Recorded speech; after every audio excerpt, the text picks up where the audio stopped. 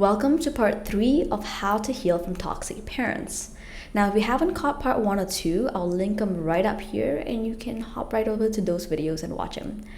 Now, in the second video, I told you to write a letter addressing your parents or to the parent that hurt you and basically talk about the ways in which they could be better for you or they could have been better for you. Talk about how they hurt you and how you felt and all the ways you felt like your childhood was taken away from you. Now, this requires tapping into your anger and tapping into your feelings of loss and a sense of losing your childhood. And these are good feelings. Now, once you've written that letter, it's time to start taking action. So for today's video, what I'm going to need you to do, the first thing, is identify the patterns that you picked up in childhood that you exhibit today. Now, I know this is a lot easier said than done because it's kind of hard to spot the patterns that you do because it's so familiar to you that you don't always realize what is healthy and what's not. What you could do is you could ask maybe a partner or a sibling or a really close friend to be candid with you and maybe talk about any patterns that they notice that you tend to fall in. And if you can't do that, that's completely fine. It just means that you have to look inwards a lot to identify the patterns that you picked up that kind of manifest today. Now, of course, when we work one-on-one, this process is a whole lot faster and easier because I'm able to immediately spot tons of patterns where I'm like, okay, this is definitely unhealthy and I can see where you picked it up. You'd be surprised to know how often I catch my clients exhibiting patterns that are so unhealthy, but they didn't even realize it was a problem, but it actually was, and it's actually very detrimental to their anxiety and self-worth in the long run. For example, let's talk about your instinctive nature to seriously analyze an idea or a decision before you want to go ahead with them. You mask it as being sensible and cautious so you don't make any mistakes, but in reality, you're being overly cautious to the point of not actually getting anything done because there's a deep fear of making mistakes. Now, this could be because of the fact that your ideas were always shut down or you weren't allowed to have an opinion growing up.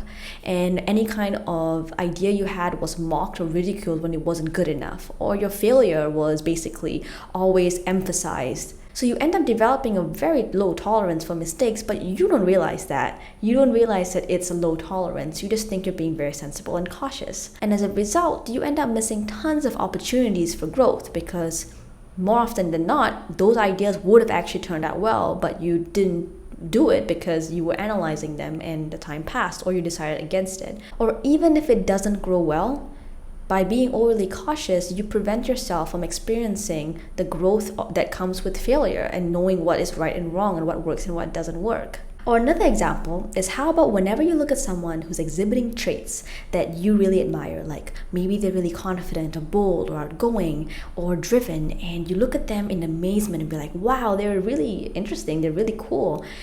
I just can't be like that. That's just not who I am. So what happens is that you're instinctively putting them on a pedestal while putting yourself down by being so amazed by them and then having that little inner voice in the back of your head saying, yeah, but I'm not like that. Maybe you can be like that, but you don't even allow yourself to try to grow in that way. Even though on the surface, it just looks like you're appreciating someone, but there's a lot more going in the back of your mind. Now, this could happen because of the fact that you have this underlying belief that you're broken and you can't change. And a lot of times people develop this really deep sense of shame and they can't change and something's wrong with them because growing up, they felt really different from the rest of their family. They felt like an outsider. They felt like they didn't belong. And even more than that, you might have been made to believe that your difference from the family is harmful towards the family. So it is important to catch yourself whenever you engage in these thought patterns. Because whenever you do engage in these thought patterns, you strengthen the neural pathways in your brain that pretty much are these thoughts. The more you use them, the stronger these connections are, the easier it becomes to think that way. And so the more you think it, it just reinforces your anxiety and self-doubt. Now, in order to break this pathway, you need to create a new one. And the way we do this is by creating a new one that competes against the old one. So how you do this is that you catch yourself in the moment and you start debating with that negative voice that comes up. The voice that says, okay, you probably shouldn't do this. Voice that says, okay, you're not going to improve. This is going to turn out really badly. I want you to have a debate with that old voice. So basically think of it as whenever you catch yourself engaging in these unhealthy thoughts, you think of those thoughts as the devil on your shoulder on one side, and you think of yourself as the angel on the other side. And now you're having a debate. Start having a debate about why you think you shouldn't be falling into this pattern. Maybe even saying, I know where you come from. You're not based in any reality. Whatever it is, however you want to debate this voice, debate the voice. I'd like to sometimes say that your angel side should be a combination of who you are today, plus the voice you needed to hear when you were younger. Now, this is going to be very, very, very, very uncomfortable. And sometimes, especially in the beginning, you're going to feel like the debate ended terribly and you did not win and the devil won.